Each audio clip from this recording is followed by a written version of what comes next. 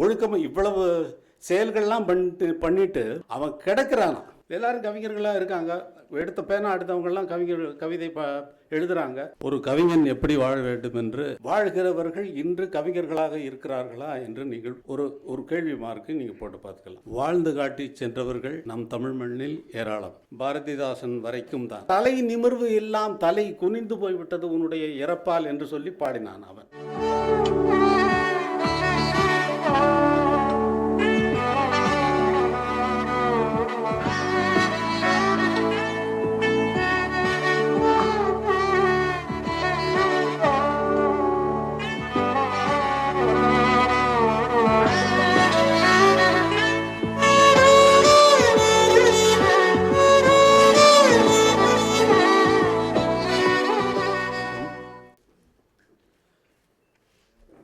ஒரு கவிஞன் எப்படி வாழ வேண்டும் என்று வாழ்ந்து காட்டி சென்றவர்கள் நம் தமிழ் மண்ணில் ஏராளம். ஏராளம் என்றால் பாரதிதாசன் வரைக்கும் தான். ஒரு கவிஞன், ஒரு கலைஞன் எப்படி இருக்க வேண்டும் என்று கம்பன் சொல்லுகிறார். ஒரு கவிஞன் எப்படி இருக்க வேண்டும் என்று புவியினுக்கு அணியாய் ஆன்ற பொருள் தந்து புலத்திற்றாகி அபியகத் துறைகள் தாங்கி ஐந்திணை நெறியளாவி சவியறத் தெளிந்து தன்னென்று ஒழுக்கமும் தழுவி கிடந்த. அவர் சொல்றது கோதாவரி கரைக்கு ராமன் வந்தான் என்பதை சொல்வதற்காக சொல்வது. ஒரு ஆற்றையும் ஒரு கவிஞனையும் இணைத்து வைத்து சிலேடையாக இந்த பாடலை சொல்கிறார். புவியினுக்கு அணியாய்.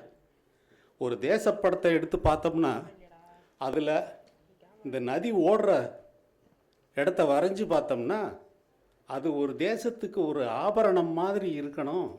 இந்த கவிஞன் புவியினுக்கு அணியாய் ஆன்ற பொருள் தந்து, இந்த 6 பொருளெல்லாம் தருது இல்லையா, அந்த மாதிரி இவனும் பொருளெல்லாம் தரணும். பொருள்னா இவன்கிட்ட என்ன இருக்கு?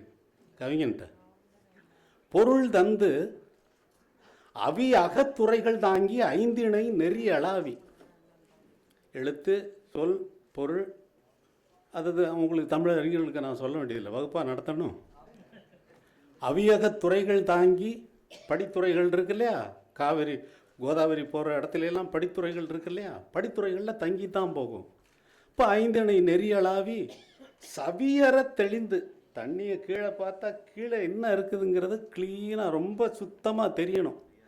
அவன் மனசில் என்ன இருக்குங்கிறத அவன் பாட்டில் க்ளீனாக எவ்வளவு அவனுடைய வாழ்க்கை எப்படி இருக்கிறதோ அவ்வளவு தெளிவாக இருக்க வேண்டும்.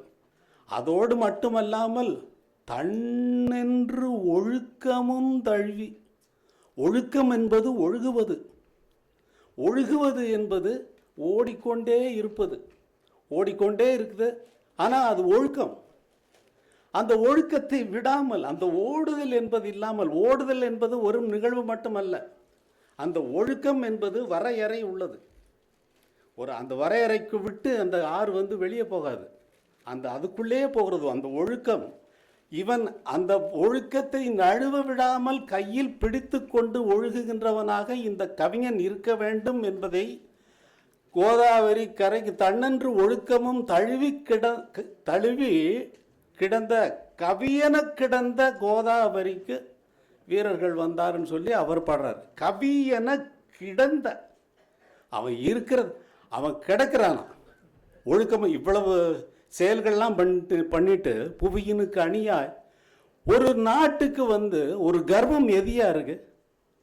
நம்ம நாடு எப்படி கர்வப்பட்டது? வள்ளுவன் பாரதி பாடலையா? கம்பனும் வள்ளுவனும் பற்றி பாடலையா?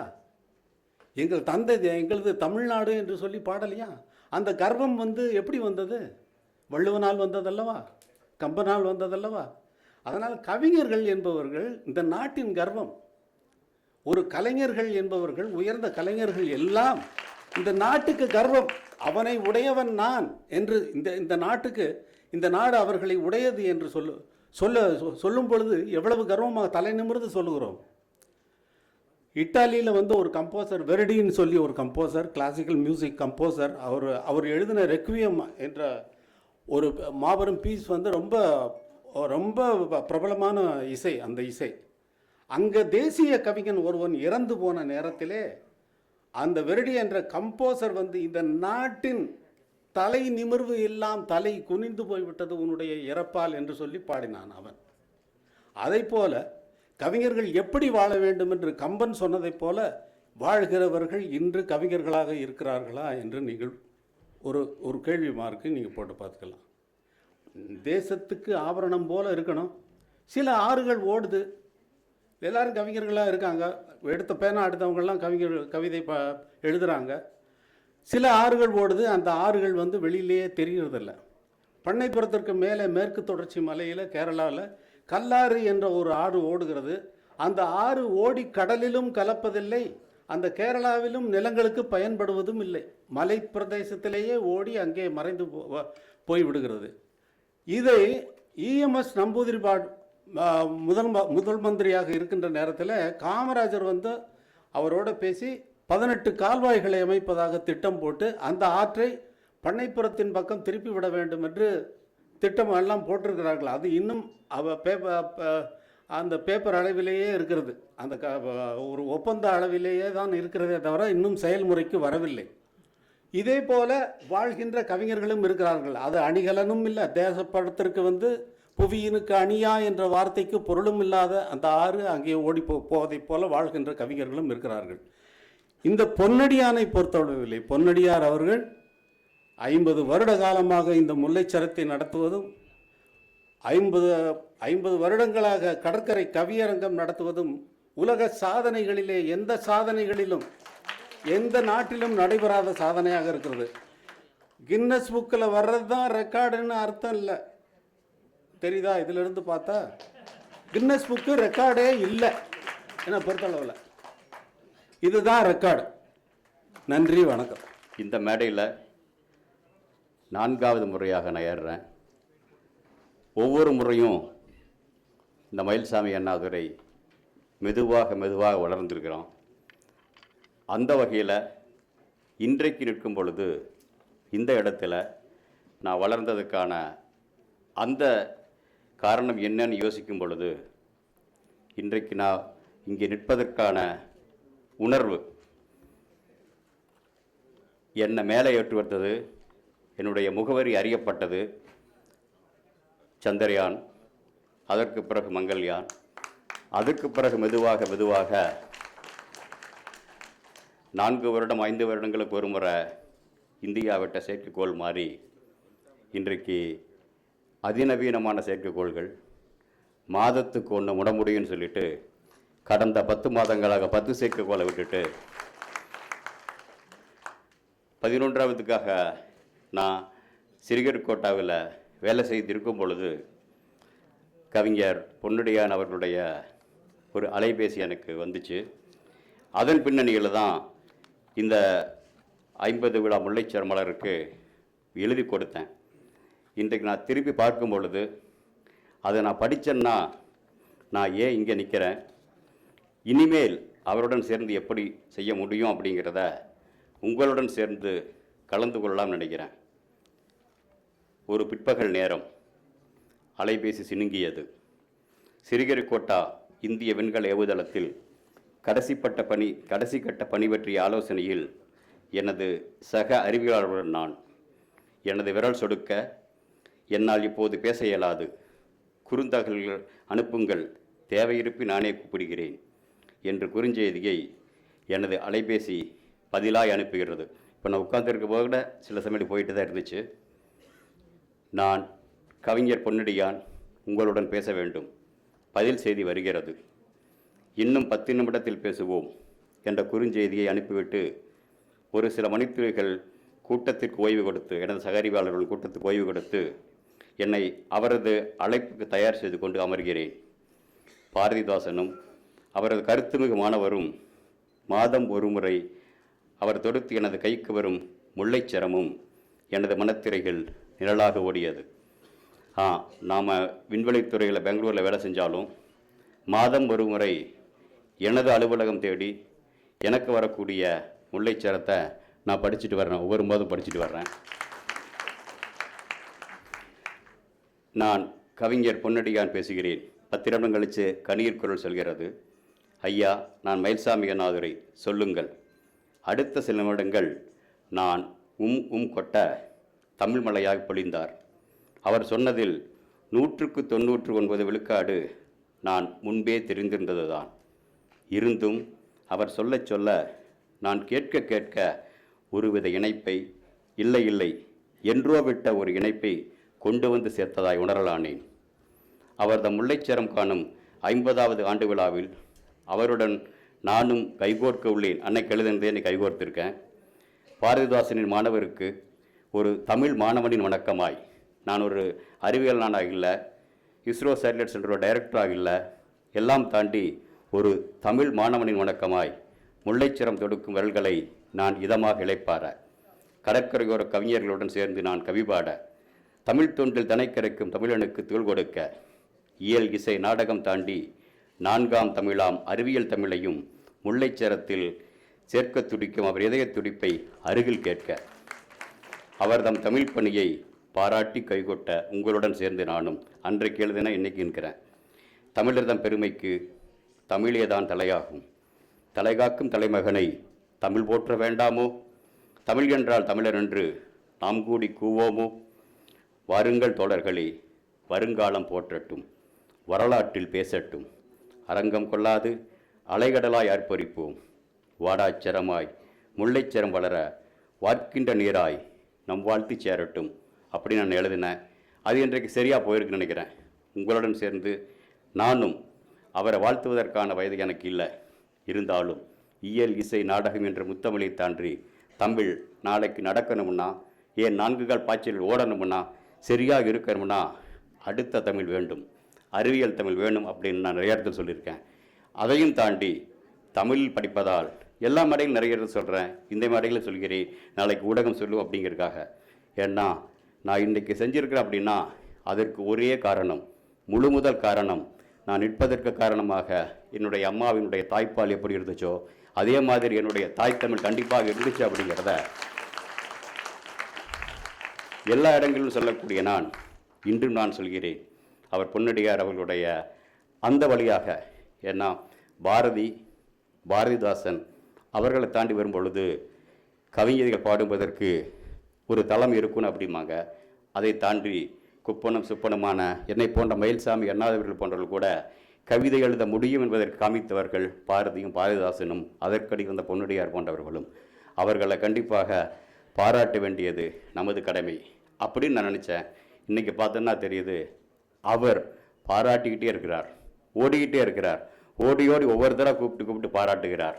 பார்க்கும் பொழுது உண்மையிலேயே அந்த உணர்வு, ஏன்னா தமிழ் அடுத்த கலவை கொண்டு போகணும், தமிழை வளர்த்தணும், தமிழை வளர்த்தவர்களை தானும் வளர்த்தணும் அப்படின்ட்டு கூடி பாராட்டும் இந்த விழாவில் நான் வந்து கலந்து கொண்டது. காலையில் ஐஐடியில் ஒரு கான்ஃபரன்ஸில் பேசினேன். அவன் என்னென்னா, மாதம் ஒரு செயற்கைக்கோள் விடுவதை தாண்டி நீங்களும் சேருங்கள், வாரம் ஒரு செயற்கைக்கோள் விடலாம் வாருங்கள் அப்படின்னு அவர்களோட பேசிட்டு வந்தேன் நான். நாளைக்கு அண்ணா பல்கலைக்கழகத்தில் கலாம் ஐயா அவர்களுடைய கனவுக்கு செயல் கொடுப்போம் வாருங்கள், கனவு காணுங்கள் என்றார் கலாம், கனவை தாண்டி செயல் கொடுப்போம் வாருங்கள் அப்படின்னு அவங்க கூட பேசலான் இருக்கேன். இரண்டையும் சேர்த்து, இரண்டுக்கும் சேர்ப்பதற்கு எனக்கு உயிர்நிலையாக இருப்பது, எனக்கு முதுகெலும்பாக இருப்பது எனது தமிழ் மட்டுமே என்ற காரணத்தினால அதற்கு பின்னடியாக இருக்கக்கூடிய பாரதிதாசனையும் தாண்டி இன்றைக்கு பொன்னடியான் அவர்கள், கலைஞர் பொன்னடியான் அவர்கள் செய்வது மிகவும் நல்லா இருக்குது. அதையும் தாண்டி, ஏன்னா நான் அதிகமாக எம்ஜிஆரோட பார்த்துருக்கேன். அதுக்கும் பிறகு பார்த்தீங்கன்னா, நான் காலேஜில் சேர்ந்த புதுசில் அப்போ வந்து அதிகமாக எங்கள் கல்லூரிகளில் இந்தி பாட்டு தான் போட சொல்லுவாங்க. அவங்க என்ன தெரியும், கவிஞர்களுக்கு தெரியும் நினைக்கிறேன், நீதியரசரும் தலையாட்டுறார். எங்களுக்கெல்லாம் வந்து தமிழ் பாட்டு பாட வைக்கணும்னு எங்களுக்கெல்லாம் ஒரு ஆவல். ஆனால் சரியான பாட்டு வரணும் என்பது அப்போ தான் திடீரென்று வந்தது. அன்னைக்கிளியின் அந்த பாட்டுகள் எங்களை வந்து சரியாக நிறுத்தி இந்திக்கு சரியாக எங்களால் மண்மனம் கலந்த தமிழ் மனம் கலந்த அந்த பாட்டுக்கு இசையுடன் காமிக்க முடியும்னு எங்களுக்கு ஒரு வீரமூட்டிய இசைஞானி அவர்களுடைய அவருக்குரிய அந்த வகையில் முதலாக பார்க்கும் பொழுது இசையும் ஞானம் சேர்ந்து வரும் பொழுது இந்த இடத்துல ஒரு நல்ல இந்த ஒரு மாலை நேரம். ஏன்னா வாழ்க்கை என்பது நிறைய இடத்த சொல்லியிருக்கிறேன். நல்ல அனுபவங்களின் சோவை தான் கோவைகள் தான் வாழ்க்கை அப்படிமாங்க. அந்த வகையில் இன்றைக்கி இந்த மாலை நேரத்தில் எங்களுடன் கலந்து கொள்வதற்கு என்னுடைய அறிவியல் பணியை தாண்டி இது மாதிரியான இந்த விழாக்கள் சேரும் பொழுது என்னுடைய தமிழ் உணர்வை திரும்ப பார்த்துப்பதற்காகவும் புதுப்பிப்பதற்காகவும் இருந்த இந்த விழாவில் என்னை அவர் கூப்பிட்ட கவிஞர் பொன்னடியான் அவர்களுக்கு மீண்டும் எனது வாழ்த்துக்களும் வணக்கங்களும். நன்றி, வணக்கம். கலைமாமணி கவிஞர் பொன்னடியார் அவர்களுடைய முல்லைச்சரம் மாத இதழின் பொன் விழா நிகழ்ச்சியில் கலந்து கொண்டிருக்கும் அனைவருக்கும் முதலில் வணக்கத்தையும் நன்றியையும் தெரிவித்துக் கொள்கிறேன். குறிப்பாக இங்கே கவிஞரை வாழ்த்துவதற்கு நாம் அனைவரும் கடமைப்பட்டிருக்கிறோம். மற்ற எல்லோரையும் விட கவித்துவம் நிறைந்த கவிஞர்கள்தான் மனித குலத்தினுடைய மனச்சாட்சியாக விளங்குகிறார்கள். அவர்கள்தான் இலக்கியத்திலேயே சிறந்தது கவிதை. அந்த கவிதை தான் மக்களை உணர்ச்சியை தட்டி எழுப்பி அவர்களுக்கு வழிகாட்டக்கூடிய ஒரு பெரிய கருவாக அமைந்திருப்பது. அதே நேரத்தில் சமுதாயத்தினுடைய கேடுகளையோ பெருமைகளை வாழ்த்துவதும் கேடுகளை வீழ்த்துவதற்கும் அவருடைய உணர்ச்சி தான், கவிஞருடைய உணர்ச்சி தான் உலகத்தில் முதல் தரமானது விளங்குகிறது. அந்த கவித்துவத்தை பாராட்டக்கூடிய முறையில் கவிஞர் பெருமக்கள் ஏராளமாக வந்திருக்கிறார்கள். அந்த கவிஞர்களுடைய ஓடு சேர்ந்து இதை பாராட்டுவதற்காக எல்லா துறையிலும் வல்லுநர்களாக இருக்கக்கூடிய பெரியவர்கள், அறிஞர் பெருமக்கள் இந்த கூட்டத்தில் நம்முடைய பொன்னடியார் அவர்களை வாழ்த்துவதற்கும் பாராட்டுவதற்கும் வந்திருக்கிறார்கள். குறிப்பாக இசைஞானி அவர்கள் வந்திருக்கிறார்கள். மரியாதைக்குரிய இசைஞானி அவர்களே, நீதியரசர் கிருபாரன் அவர்களே, விஞ்ஞானி மயில்சாமி அண்ணாதுரை அவர்களே, நம்முடைய இலக்கிய செல்வர் குமரியானந்தன் அவர்களே, மற்றும் துணைவேந்தர் பொற்கோ அவர்களே, மற்றும் நண்பர்களே, பெரியோர்களே, ஊடகங்களே, பத்திரிகையாளர்களே, உங்கள் அனைவருக்கும் வணக்கத்தை தெரிவித்துக் கொள்கிறேன். கவிஞர் பொன்னடியானை பொறுத்தவரையில் கவிஞர்கள் பாராட்டினார்கள். என்னை பொறுத்தவரையில் ஒரு அரசியல்வாதி என்ற முறையில் பத்திரிகை நடத்துவது சாதாரணமானது அல்ல. எத்தனையோ முயற்சி எடுத்து அமரர் ஜீவானந்தம் அவர்கள் ஜனசக்தியை இதழை நடத்திய பிறகு அது ஒவ்வொரு தடவையும் தொடர்ந்து நடத்த முடியாத நிலைமைகளெல்லாம் ஏற்படும். அதுபோன்று எல்லா பத்திரிகைகளும், அரசியல் பத்திரிகைகள், மற்ற பத்திரிகைகள் இருந்தாலும் கூட இலக்கிய பத்திரிகைகளும் கூட அவ்வளோ வேகமாக மக்கள் மத்தியில் போவதில்லை. ஆனால் அரசியல் பத்திரிகையோடு அதற்கே இவ்வளவு சிரமம் இருக்கும் பொழுது ஒரு இலக்கிய பத்திரிகை, அதிலும் தொடர்ந்து முல்லைச்சரத்தை 50 ஆண்டுகள், அரை நூற்றாண்டுகள் முடிந்து 51வது ஆண்டில் துவக்க விழாவை இவ்வளவு சிறப்பாக விழா நடத்துவது பாராட்டுக்குரியது. 51 ஆண்டுகள் நடத்தியிருக்கிறார். அது மாத்திரமல்ல, கடற்கரை கவியரங்கம் என்பதும் 500 மாதங்கள் நடந்து முடிந்ததை சிறப்பு மலராக வெளியிட்டிருக்கிறார். புரட்சிக்கவி பாரதிதாசன் அவர்களுடைய தமிழ் கவிஞர் பெருமன்றத்தை இவரே பொறுப்படுத்தி நடத்தி இன்று வரை நடத்தியிருக்கிறார்கள். அதனுடைய தொடர்ச்சியாகத்தான் கவியரங்கமும் நடத்தப்பட்டு வருகிறது. அதைப்போல் தொடர்ந்து பாரதிதாசனுடைய குயில் பத்திரிகையையும் தொடர்ந்து இவரே ஆசிரியராக பணியாற்றி வந்திருக்கிறார். இதனுடைய ஒரு தனி மனிதன், பெரிய நிறுவனம் அல்ல, அல்லது பெரிய வசதி படைத்த ஒரு நிர்வாகியும் அல்ல. ஆனால் அரசு பணியில் ஈடுபட்டு தொடர்ந்து கவிஞர்களை ஒன்றிணைப்பது என்பது சாதாரணமானதல்ல. கவிஞர்கள் என்பது சங்க கவிஞர்கள் மதுரையில் கூடிய சங்க இலக்கிய கவிஞர்கள் கூட ஒருவருக்கொருவர் யார் உயர்ந்தவர் என்று பொறாமையும் போட்டியிலும் இருந்த காலத்தில் பாராட்டுவது என்பது சிரமமானது.